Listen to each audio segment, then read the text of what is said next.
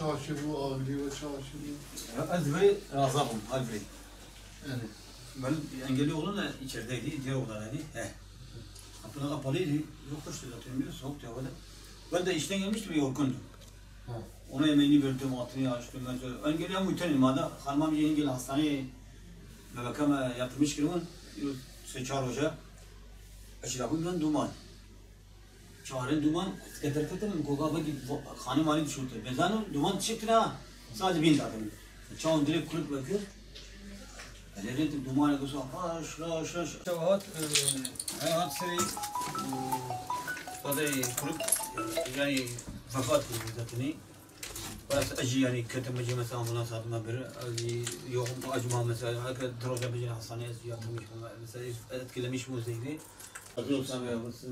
Ya ben şimdi sonra Cuma günü sosyal yardımlaşmayı. Evet. Cuma var şimdi mahalle mesela sosyal yardımlaşma diye ancak en fazla değil mi? Sima melebirin, kamen durumu birin, o iş açıklamış.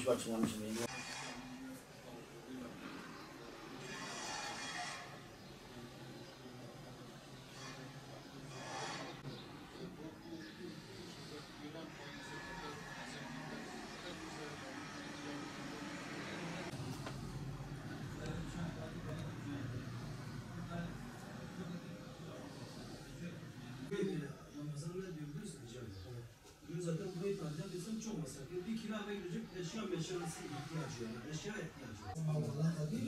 Bir de sen hiç manyak ettin. Ben bana anlatmadım. Bana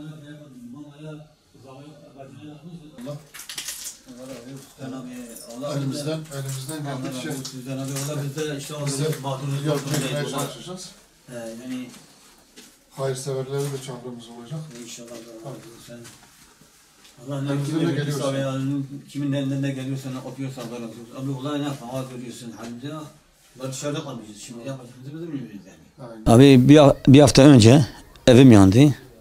Dumandan mesela oğlum dumandan etkilendi. O 16 yaşındaki oğlum vefat etti.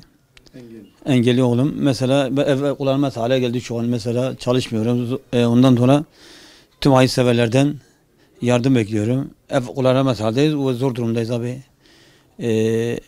Yani yardım bekliyorum yani mesela. O şekilde yani ne diyeyim yani.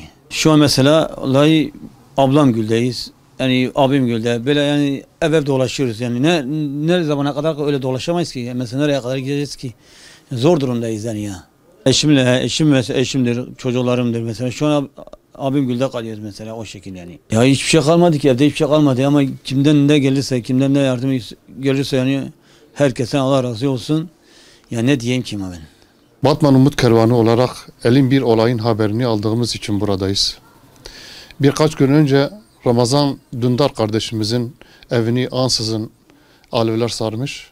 Hem eşyalarını hem de ciğerini yakmış. Ciğerparesi oğlu vefat etmiştir bu olayda. Bu ailemize başsağlığı diliyoruz. Bugün buraya bu kardeşimize umut olmaya, yaralarını sarmaya, beraber yaralarını sarmaya geldik. Evin tamir edilmeye, yanmış eşyalarının yerine yenilerinin alınması gerek.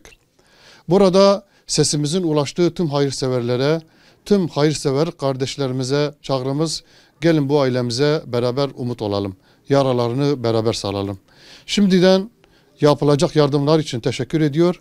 Yapacakları yardımın dergah-ı ilahide binler kat karşılık bulmasını diliyoruz.